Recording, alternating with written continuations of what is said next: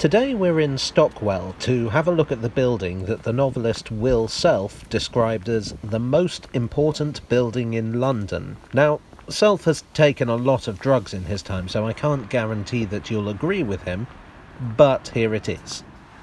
This is Stockwell Bus Garage.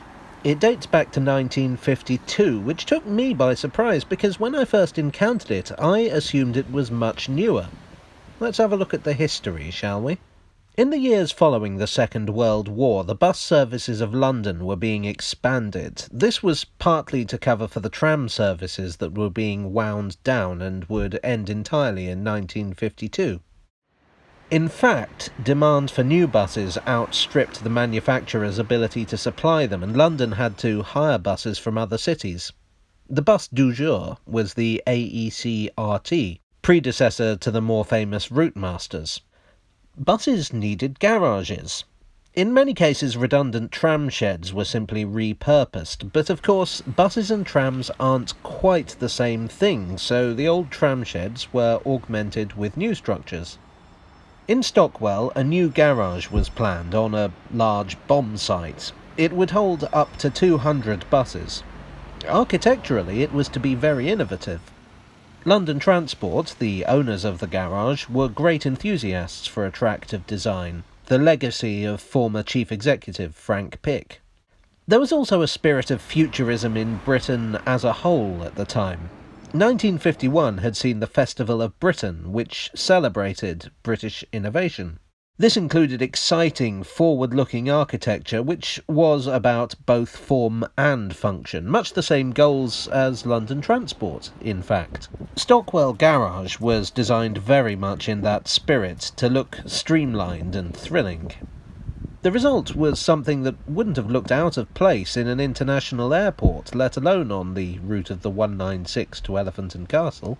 Its humped structure tends to get compared to whales or dolphins. It's 120 metres long, held up by 10 arched ribs. Between these ribs, the roof is made up of barrel vaults, topped by skylights with large arched windows at each end. At the time of construction, this was the largest unsupported roof span in Europe.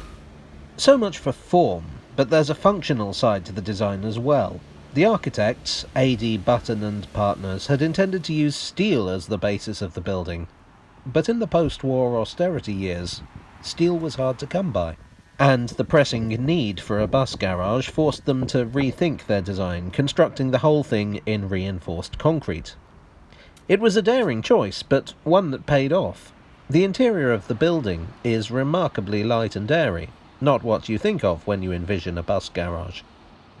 And from the outside, it still stands out in the back streets of Stockwell.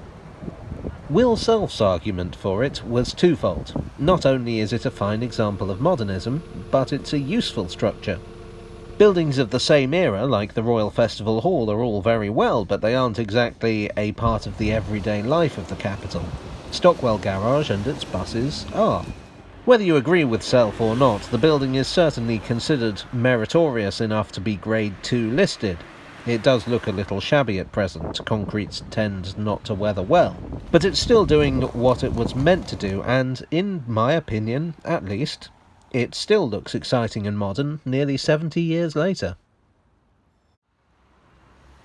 Hello all, I hope you enjoyed this look at one of London's less prominent buildings. If you did, then do consider leaving a like, and even subscribing for more if you haven't already. If you want to take a look yourself, it's on Lansdowne Way, a short walk from Stockwell Tube Station. I must admit that I don't know a whole lot about London's buses, but if you can think of any other worthy candidates for discussion, then please do let me know in the comments section. And I'll see you again very soon. Cheerio.